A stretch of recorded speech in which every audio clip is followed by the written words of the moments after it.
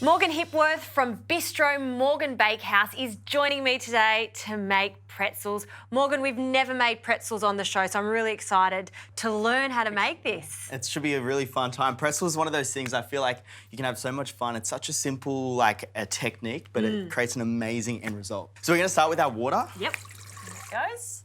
Dried yeast, caster sugar, finely diced rosemary leaves, finely diced thyme leaves, butter, flour, and a pinch of sea salt. Wow, so is this traditional to put all these herbs in? It's quite a lot. It's not something that you would normally do in a dough, but it adds so much flavour. I feel like it just really helps heighten this dough to the next level. So believe it or not, the actual dough isn't too dissimilar from a normal bread roll or anything like that, because they're similar to a bagel in that they've got that sort of slightly chewy texture. Yes, Is boiling them in a bicarb soda bath before baking them. Wow. So it's sort of like twice cooked. Yeah. It really helps create like a chewy texture, a layer on the outside, and then baking them, and then they come out really, really beautifully golden brown, but chewy, crunchy, all together at the same time. You're really selling these. And these ones are actually stuffed with cheese, so they're even better. Stop it, I love it already. All right, I'm going to mix this until we've got a sticky dough. Yeah, so the dough should be sticky, but also able to be handled so it doesn't actually stick to your hands. So I'll show you what it looks like once it's kneaded. All right, Morgan, how is that looking? Looking pretty good to me. So the main thing we want to check for when all doughs of any form, you know they're done when it forms a gluten window. Now, a gluten window is when you can grab a piece of the dough and you can actually pull it apart and it becomes transparent without it tearing. Once we have that dough completed, we're going to transfer it to our oiled bowl and then we're going to cover that and let it prove or double in size for about an hour. Yeah, fantastic.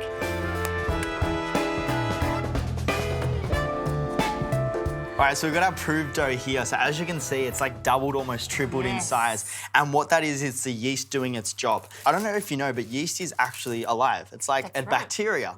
So yeast eats up the sugar in the dough, and then its byproduct is the carbon dioxide. So you can see here, if I punch that down, pretty aggressive. So all these little bubbles have helped to make that really, really light and fluffy dough. So there you go. See that really, really light and fluffy dough. I love how you describe why things are the way they are. Yeah. I think baking is almost slightly scientific too. It is. It's very much of a science. I feel like because I've had so much experience with bread, obviously like brioche, making the donuts and things like that, it's one of those things that you really have to understand, and there is a science behind it. Absolutely. May I just mention, Morgan is only 20, has his own bakehouse, and you've started creating your new book, and this is going to be in it, I hope. Yeah, I have. So it's definitely one of my favourites. So what we need to do is we'll grab a little bit off. So this makes 10 pretzels, this recipe, and then we'll roll it into a ball.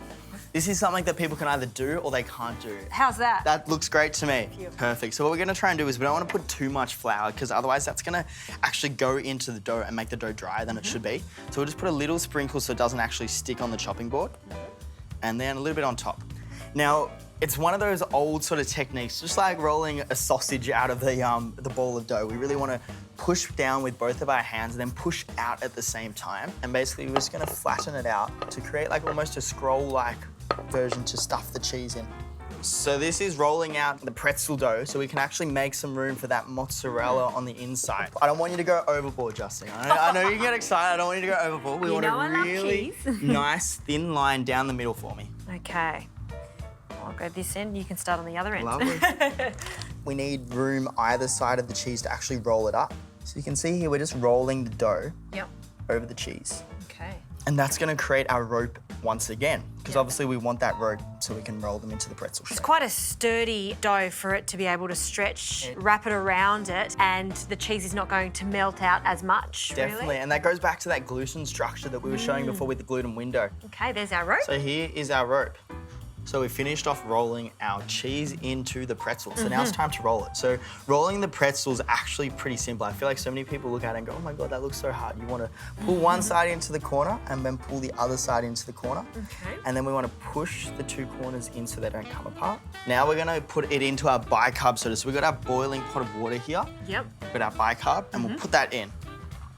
Ooh, bubbles. Fizz, fizz. So that's what makes it that nice chewy consistency on the outside.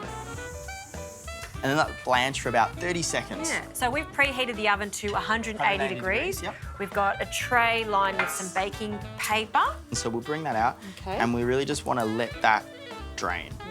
Put that onto our baking tray. There we go. And then we've got our egg wash. I want to cover this whole pretzel because the thing about the egg wash is that's what actually caramelizes in the oven and makes it brown. Well, Morgan, we're going to make a few more of these and then get them in the oven. How long do we cook our pretzels for? We'll cook them for about 20-25 minutes or until they're that nice, deep, golden brown colour. Fantastic.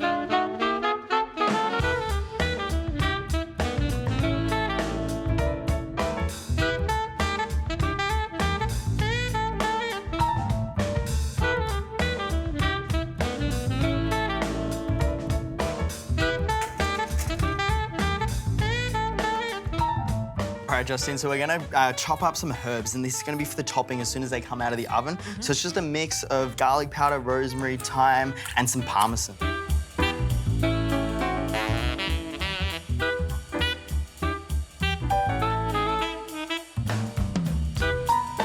Wow, Morgan, these look so good. You can tell which ones are mine and which ones are yours. You can see that amazing cheese goodness. So we'll just put them onto a wire rack, and this is when we're then gonna brush them with our melted butter and then with the topping to create that amazingly delicious flavour combo. Oh, that looks so good. Smell amazing. If only there was like smell-o-vision. Yeah, exactly. So we've got our melted butter here. If you want to get the topping ready for me, you can follow me with the butter. So we'll start here. That nice glossy finish on them.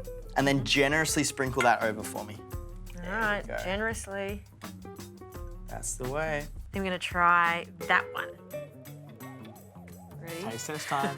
I kind of want to do a bit of a pull to see that gooey cheese inside. Oh, look at that. Yum. You can see the cheese. I can see the cheese. Oh. Tasty.